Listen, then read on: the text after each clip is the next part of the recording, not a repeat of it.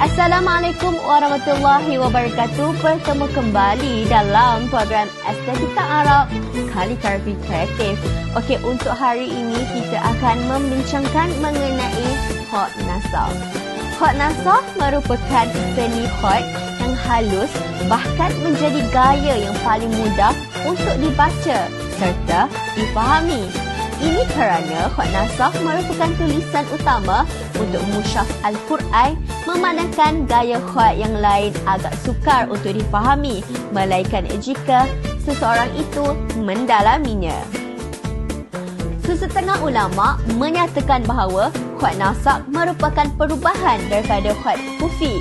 Namun, dari segi permulaannya, serta siapakah yang mula-mula mengubah khot kufi yang dikenali juga sebagai Al-Khot kepada khot nasakh masih lagi dalam perbahasan.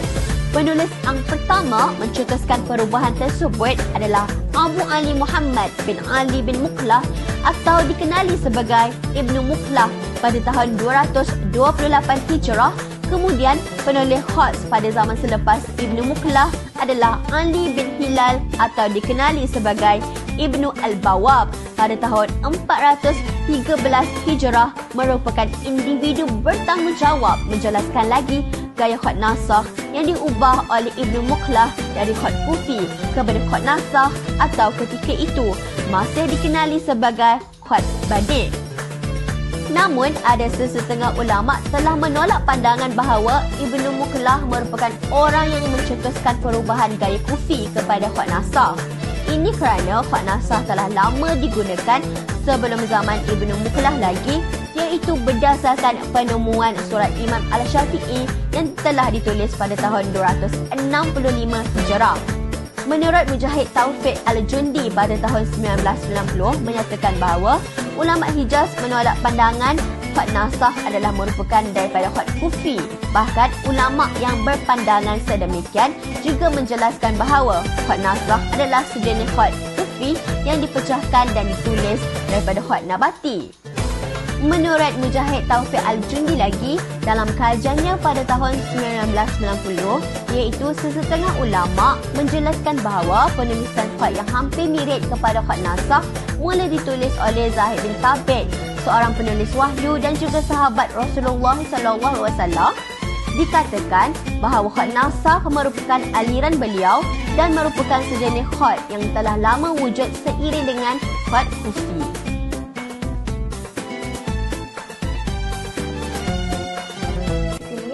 Menjelaskan tentang sifat dan fungsi dari khot nasakh.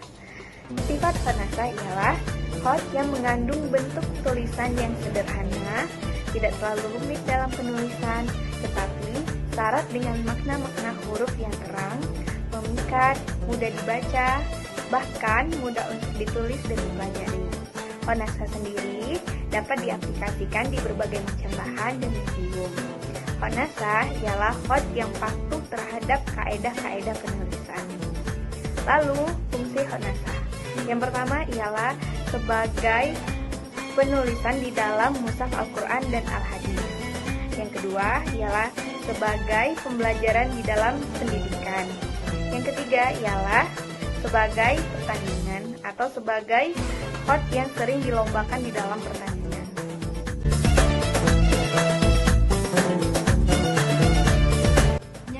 Jenis khot nasakh. Khot nasakh terbahagi pada dua, khot nasakh klasik dengan khot nasakh akhbar. Khot nasakh klasik semenjak zaman pemerintahan Kerajaan Abbasiyah. Kaedah penulisan ini ditulis oleh Ibnu Muqlah, diperelokkan oleh orang Atalikah dan dijenmakan dalam bentuk ukiran dan hiasan oleh orang Turki. Contohnya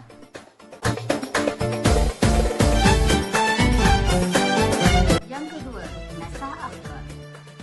Khot yang telah dikembangkan dari segi bentuknya yang jelas dan huruf yang tebal. Tulisan ini juga dinamakan tulisan surah akhbar kerana penggunaannya meluas dan bidang akhbar. Ini adalah contoh nasakh akhbar.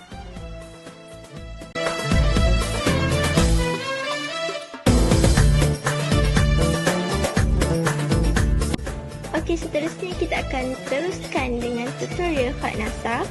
Saya akan tuliskan kalimah Bismillahirrahmanirrahim menggunakan tulisan Khat Nasah. Stay tune. Okay, firstly, saya akan gunakan kertas ni. Kertas licin, yang mana kertas ni tidak akan meresap buat pen khat, dan akan menjadikan tulisan khat ni lebih kemas dan cantik. Dan saya akan gunakan kaligrafi pen size 3.0.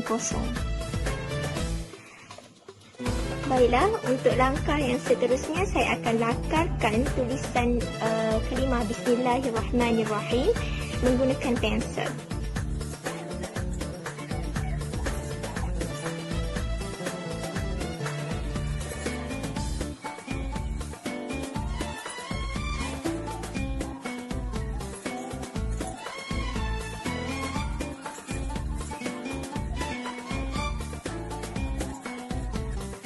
Dan hasilnya akan jadi begini. Lakarannya perlu cuma lakaran yang biasa supaya kita dapat pastikan bila kita menulis menggunakan marker pen kaligrafi pen ni, kita tulis yang kemas dan tidak berlaku kesalahan. Baiklah, saya akan teruskan dengan menulis perkataan Bismillahirrahmanirrahim ini menggunakan pen khat.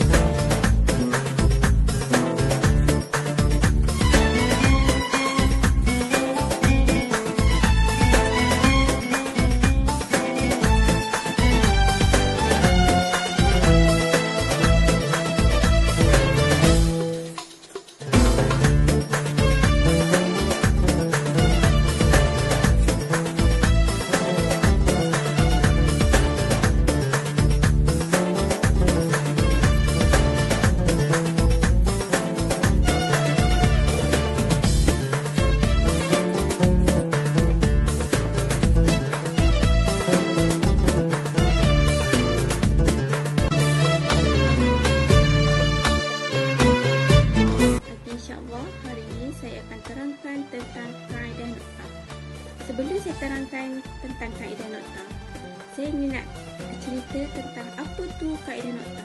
Okey, kaedah nota ni diperkenalkan oleh bapa khat kita iaitu Ibnu Muhlah. Dan kaedah ini terus diperbaiki dan diperkemaskan oleh generasi-generasi sehinggalah sekarang. Dan kaedah nota ini masih digunakan dalam penulisan sesuatu khat. Okey, kaedah nota ini merupakan asas untuk menulis sesuatu khat dari segi menentukan kadar bandingan dan ukuran yang tepat. Okay. Kaedah nota ni dia tidak terlepas dengan alatan untuk menulis khat. Contoh-contohnya alatan yang kita boleh tengok untuk dalam penulisan khat.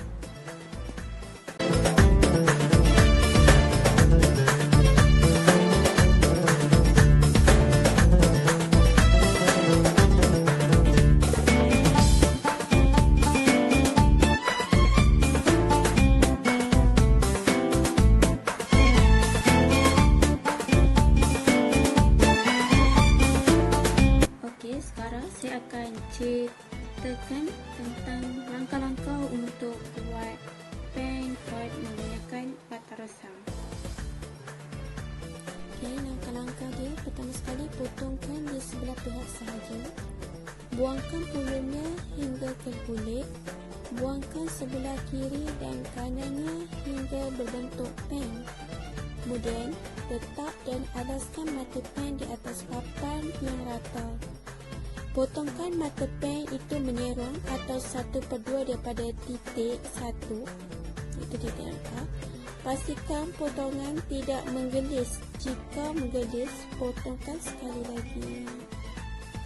Semasa memotong, pastikan bahagian yang dibuang pulunnya menghela ke atas dan bahagian yang tidak dibuang menghela ke bawah.